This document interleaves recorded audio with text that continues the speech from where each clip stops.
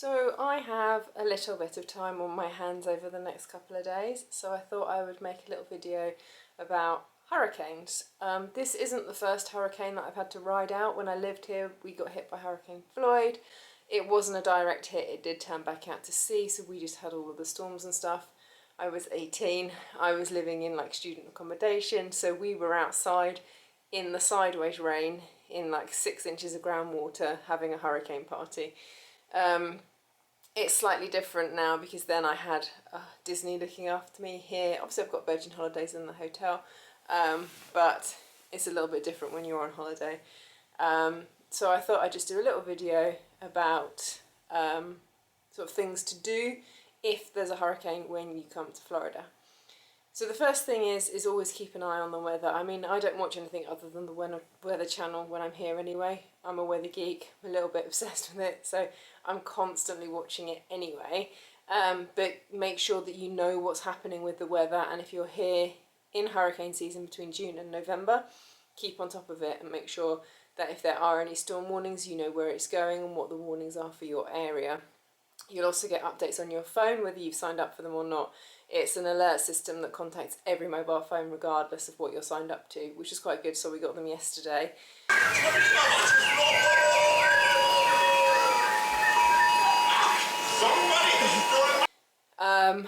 And yeah, just listen to what your hotel and what your travel provider tell you. So Virgin emailed me on Sunday saying if I wanted to leave early I could, and gave me the dates between which I could change for free.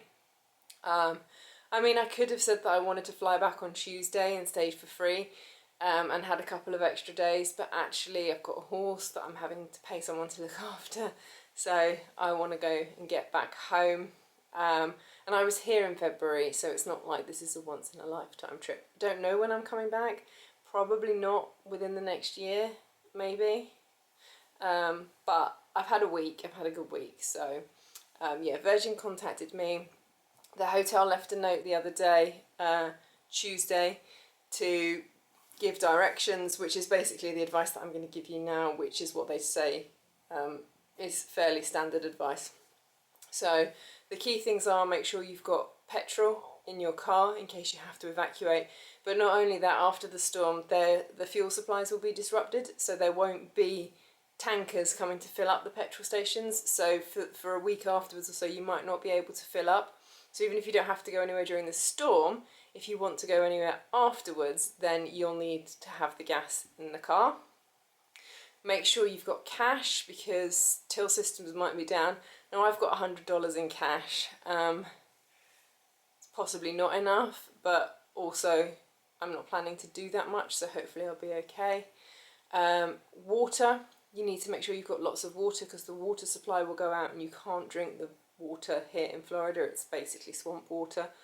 Batteries, flashlights, charge everything up. I've charged up my power banks. I'm keeping all my electronic devices fully charged so that once the power goes out, I then have to switch to my power banks. I should have a little bit more time with power.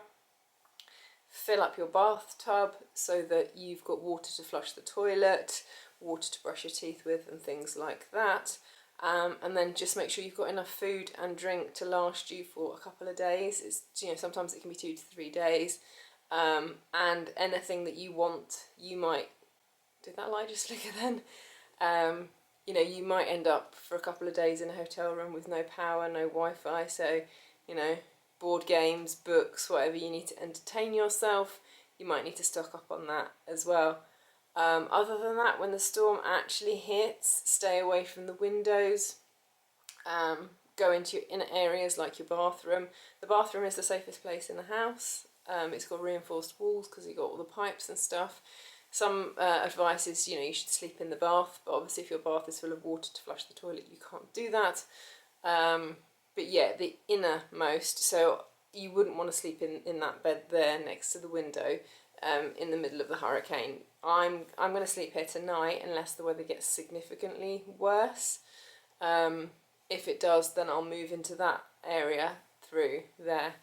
So yeah, that's pretty much it.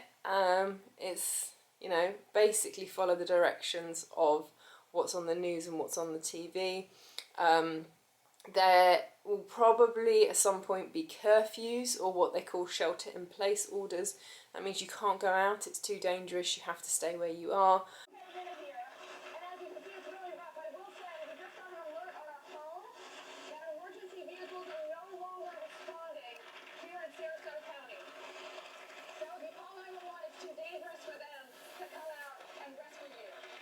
And just basically listen to these and follow these. In terms of Disney, Disney Springs tends to be the first place that opens back up again. It's all going to depend on damage and stuff.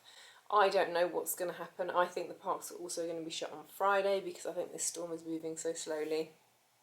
But the app will tell you when the parks are open, when they're closed. It will also give you a link to the Disney website that would give you updates on their park closures and stuff. And yeah, the Weather Channel is always really useful. Fox, I know Fox News, but Fox 35 Orlando has an app. It has a radar where you can track rain anyway, so I would recommend that for coming to Florida anyway. But it also has updated warnings, weather, so I would recommend getting that as well, and just basically do what you're told. If you get evacuated, evacuate. If you get sent to a shelter, go to the shelter. If you've got any concerns, contact your holiday provider. Yeah, so basically just follow directions. There's nothing else you can do. If you want to get out, leave early. But you know, lots of people are going to be doing that. The storm's not supposed to hit Orlando until tomorrow lunchtime, but the airport is already closed. It closed at 10:30 this morning. They anticipate it's going to reopen currently at 10:30 on Friday morning. I don't know whether that's going to happen or not because this storm is moving very slowly. But yeah, just sit and wait.